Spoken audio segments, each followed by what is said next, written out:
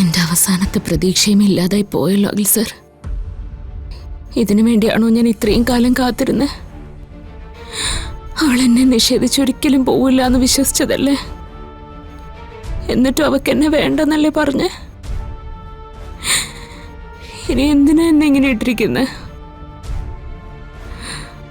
ഭഗവാനും അഖിൽ സാറിനും എന്നെ ഒന്ന് വിളിച്ചൂടെ? എനിക്കിനി ജീവിക്കണ്ട.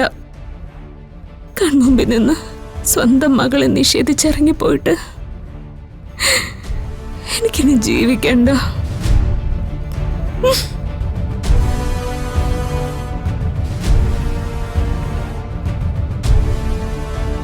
ശ്യാമേ, നിങ്ങളെല്ലാരും പറഞ്ഞപ്പോ ഞാൻ തിരിച്ചൊരു കാര്യം പറഞ്ഞില്ലേ അടുത്തി? എന്റെ സ്വപ്നങ്ങൾ എല്ലാ കാലത്തും എന്നെ പേടിപ്പിച്ചിട്ടേ ഉള്ളൂന്ന്. അതെന്തുകൊണ്ടാന്ന് ഇപ്പൊ എനിക്ക് ബോധ്യേ.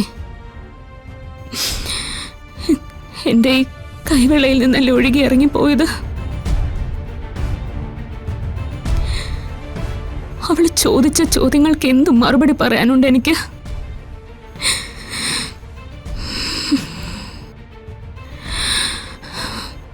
തെറ്റ് പറ്റിപ്പോയി നമുക്ക്. അവള് നിഷേധിക്കുമെന്ന് പറഞ്ഞ് ഈ വേഷം കിട്ടിയതൊക്കെ വെറുതെയായി. ഒന്നും വേണ്ടായിരുന്നു.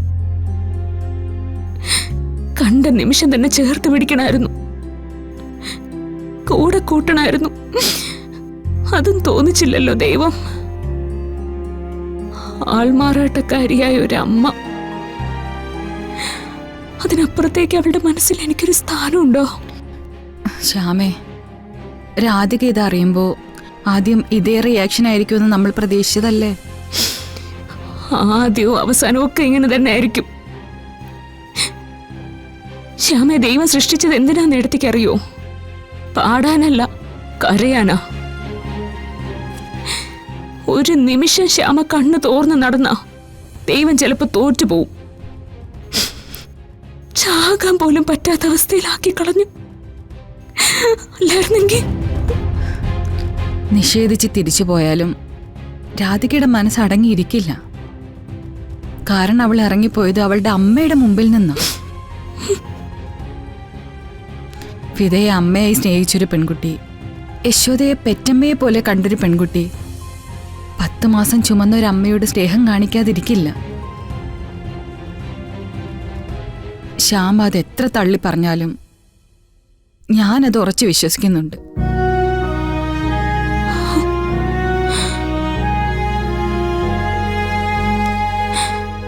അഖിൽ സാർ, ഒരു പ്രതീക്ഷയില്ല എന്റെ മനസ്സിൽ. വെറും ശൂന്യതയോ. ഇത്രയും കാലം ജീവിച്ചത് എനിക്ക് അവളുണ്ടെന്നുള്ള ധൈര്യത്തിലോ.